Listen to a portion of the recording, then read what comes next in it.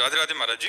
महाराज जी, जैसे कई लोग कहते हैं कि हमारे कर्मों का हिसाब हमें इस जन्म में पूरा करना है, जबकि कई लोग कहते हैं कि मरने के बाद होता है। तो हमारे कर्मों का हिसाब होता नहीं, कैसे? एक ही जन्म में पूरा करता है तो भजनानंदी करता है।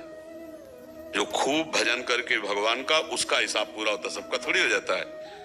ये तो बहुत हजारों करोड़ों लाखों जन्मों का संचित कर्म है। उससे कुछ कर्म निकाल लिए गए, पाप और पुण्य, उससे शरीर की रचना हो गई। वो जो स्टॉक जमा हुआ है वो, और इस जन्म में जो नए कर्म हो रहे हैं उन्हें क्रियमाण कहते हैं। वो इन दोनों को जो निष्प्रभावित कर दे और प्रारब्ध जिससे शरीर रचना हुई उनको भोग ले, वो इसी जन्म में हिसाब किताब बराबर करके मुक्त हो जाता है। समझ रहे हो? और नहीं तो पुनरपि जननम पुनरपि मरणम पुनरपि जननी जठरे शयनम। ये जो इस जन्म में भोग मिला, कुछ कर्मों का हिसाब किताब है, पूरे कर्मों का हिसाब किताब नहीं। जैसे पूरे कर्मों का हिसाब किताब तो फिर न्यायालय में होता है और लाठी फ्री में चलती है, नहीं? जैसे चोरी किए, गंदी बात किए तो थप्पड़ आ गए, डंडा चला, ये तो फ्री में है। पुलिस पकड़ी और तुम्हारी जो 10-5 लाठी और डंडा पिटाई कुटाई हुई, ये तो फ्री की है। जब आप जज के सामने जाएंगे तो जिस घटना, जिस केस में आप गए, उसका फिर वहां होगा। क्या होता है? सजा भी होती है, जुर्माना भी होता है। बोले 10 साल की सजा, 1 लाख रुपया जुर्माना होता है ना।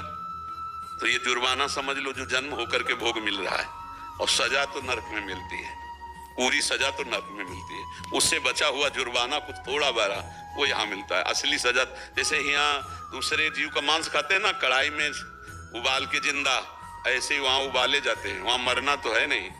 उसमें लिखा है भागवत के 5वें स्कंद में, पढ़ लेना नरकों का वर्णन। अच्छे अच्छे के होश उड़ जाते हैं। देखो एक नरक भोगा इसी जन्म में, माँ के गर्भ में भोगा ना, मलाशय जिसे कहा गया है, और मूत्राशय ये बीच में बालक होता है। 9 महीने इसमें रहे माता के, याद नहीं किसी को, रहे तो सब है, नहीं रहे। कितना कष्ट होगा। थोड़ी देर आसो पास रजाई बंद करके और फिर कोई गंदगी वाली जगह में हमको बंद करके, रजाई ऊपर से करके, कैसा लगेगा? प्राण फड़फड़ा उठेंगे। तो ऊपर से झिल्ली लगी हुई, नीचे लिबलिबा पदार्थ भरा हुआ है, और उसमें हम कीड़े की तरह माता के उस गर्भ में 9 महीने रहे। अब बताओ, है ना नरक? ऐसे ही हमको भयानक भयानक पीड़ाएं नरक में भोगनी पड़ती यदि अपने कर्म का हिसाब न कर लें। ये जन्म में हिसाब कर सकते हो, भजन करके, दूसरों की सेवा करके, तप के द्वारा, भगवत भक्ति के द्वारा, ज्ञान के द्वारा सारे कर्मों को भस्म करके हम जीवन मुक्त हो सकते हैं, भोग के नहीं। इतना स्टॉक जमा है कि हम भोग के नहीं कर सकते। सोचो भीष्म जैसे महापुरुष जब बाण की सैया में 6 महीने, तब भगवान से कहते मैंने इस जन्म में तो कोई पाप नहीं किया। कहा पूर्व जन्म में? तो बोले प्रभु इतने जन्म तक तो मैं देख रहा हूँ कोई पाप। बोले और आगे बढ़ो। मतलब हमारा हजारों जन्मों करोड़ों जन्मों का हिसाब जमा है। कपड़े बदलने से पहचान थोड़ी बदल जाएगी। हम वही हैं, कपड़े बदलते गए, स्त्री के, पुरुष के, न जाने कौन कौन सी योनियों के कपड़े बदल गए। समझ रहे हो ना? इसलिए भोगना अवश्य में भोक्तव्यम कृतम कर्म सुबह।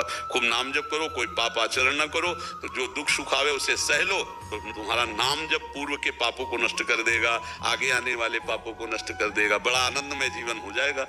लेकिन जो नहीं समझ पाते, तो जहां भजन शुरू किए, पूर्व का पाप का दुख आ गया, बोले भजन का फल दुख मिला, भक्ति हमको फलती नहीं हो, भजन छोड़ दिया।